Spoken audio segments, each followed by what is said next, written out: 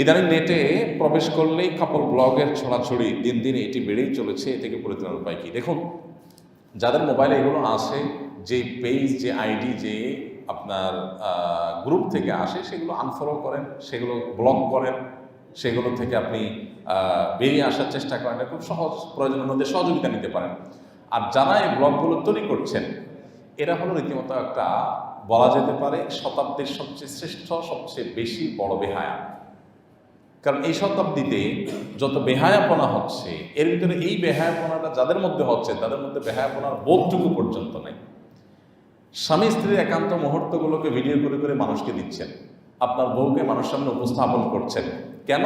কিছু ভিউ কামানোর জন্য, অ্যাডসেন্স করে কিছু পয়সা কামাই করবেন সেই জন্য।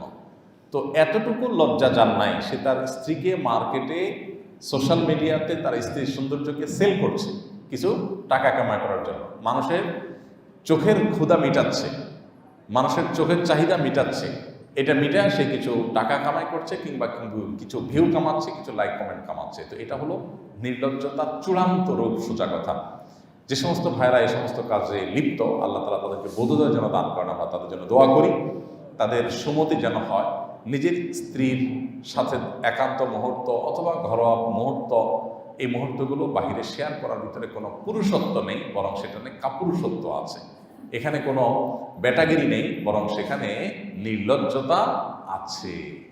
আমাদের এখন একটা ট্রেন্ড চালু হয়েছে যে ব্যক্তিগত বলতে কোনো কিছু নেই। এই ব্যক্তিগত বলতে কোনো কিছু নাই যারা বলেন, এরা বায়ু ত্যাগ করার সময় কি জোরে ছাড়েন কিনা, তারা সব ট্যাবু ভাঙতে চান, এই ট্যাবুও কি তারা ভাঙতে চান কিনা। মানুষ আপনার ওয়াশরুম করে নির্জন জায়গায়, এরা চাইলে সেখানে ওয়াল তুলে গ্লাস লাগিয়ে দিতে পারে, যাতে চারপাশ থেকে দেখা যায়। কারণ এই যে মানুষ ব্যক্তিগত কিছু কাজ লুকানোর চেষ্টা করে, এই চেষ্টাটা যদি দোষের হয়, তাহলে ওই ক্ষেত্রে গ্লাস লাগানো উচিত তাদের, তারা অন্তত শুরু করা দরকার। তো বোঝা গেল যে তারাও সব ক্ষেত্রে সব ট্যাবু ভাঙতে চান না। তো স্বামী স্ত্রীর ঘরোয়া আলাপ সালাপ, ঘরোয়া বিষয়গুলোকে লোকচক্ষুর সামনে নিয়ে আসার ভিতরে কোনো ব্যাটাগিরি নাই, আছে নির্লজ্জতা। এখান থেকে সমাজের ভালো কিছু বয়ে আনবে না, মন্দ কিছু ছাড়া। আল্লাহ তাআলা আমাদেরকে বোঝার তৌফিক দান করুন।